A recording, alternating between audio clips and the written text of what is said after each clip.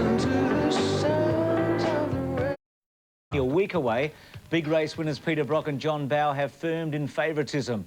Last Sunday, the two drivers shared the spotlight at Symonds Plains, testing the loyalty of 23,000 Tasmanian petrol heads. The day started on a high note for Peter Brock. 50th birthday sing-along and a message of goodwill from Canberra's numero uno. I'm feeling pretty lucky too. We'll wait and see what happens. John Bowe and Mark Scaife shared the front line for the first of the twin 38-lap Shell Championship heats, and it was the Whitfield Commodore driver who clearly won the start.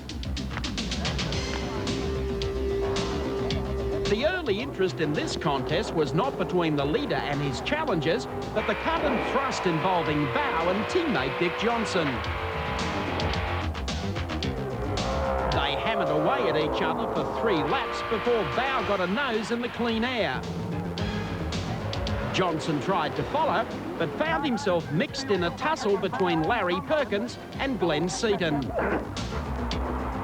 This touch between the Queenslander and Castrol Commodore driver put the latter in the pits. Yeah, Dick and I were arguing for the same bit of road, and I came off second best. Bowe was setting a cracking pace, but Glenn Seaton and Thomas Mazzera were warming to the task of running him down. Lap after lap, Seaton bridged the gap to sit on the tail of the Shell FAI Ford, while the team's second Falcon was silent in pit lane. Everything's going to be okay? I sincerely hope so.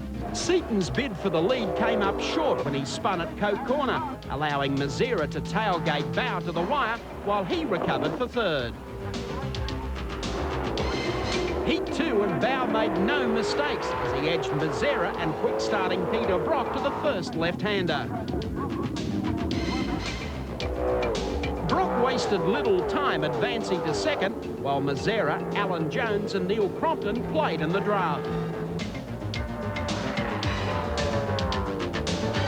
Crompton's drive in the second Coke Commodore was outstanding, as he refused to give ground to both Alan Jones and Johnson. Glenn Seaton's horror run continued when he parked the PJ Falcon with engine problems. Today hasn't been one of those days. No, we're second down. Just when the partisan Tassie crowd were willing local boy Bowe to the checker, one Peter Perfect began to wind up the pressure. He had conserved his tyres and worked to a plan, and it paid off. Brocky charged past Bowe to win the second heat, going away from the Tasmanian, Mazzera and Crompton. It was an impressive drive and capped a memorable day for Mr. Nifty 50. You sometimes take a bit of a gamble with going a very conservative way with tyres because you don't look very good in the pre-race press. But of course you can, you know, you've got a chance in these longer races. This is a tough track, and I was thoroughly delighted with that second race, I can tell you that. I felt very good the whole way. Well, the Falcon's just a tremendous car. It's been right on the pace both rounds so far, and I think it's going to continue that way. And my congratulations to Greg Harbert from Ford, who conceived it all. On the Shell Championship scoreboard, Bowe now holds a 17-point break on Brock. Then it's one back to Perkins, with Wayne Garter and Mazzera well and truly in the hunt as the V8 boys prepare for round 3 at Mount Panorama Bathurst next Sunday. Overseas, and the second round of the Winston Cup Series drew a sellout crowd to Rockingham in the Carolinas on Sunday.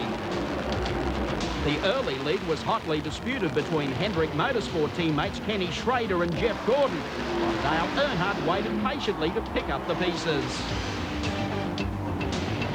When Schrader was taken out by a lap car, that took the pressure off 24-year-old Gordon, who sped to the third victory of his impressive career. And on the local scene, there was no shortage of helter-skelter during Saturday's round of the Peter Jackson Sydney Sprint Car Premiership at Parramatta Raceway. It's unlikely Bruce Hill will forget his race exit courtesy of Brett Loadsman. Despite this flip, Hill was quite okay. Gary Rush went on to take top points, but in the speed car main event it was a case of batten down the hatches when Paul Stanbrook spun and took out the cars of Adrian Marr and Brett Morris. Fortunately for Stanbrook, they were securely strapped in their cars. The race was won by veteran Bobby Woods, who just seems to get better with age. Mike Raymond reporting for Sportsworld.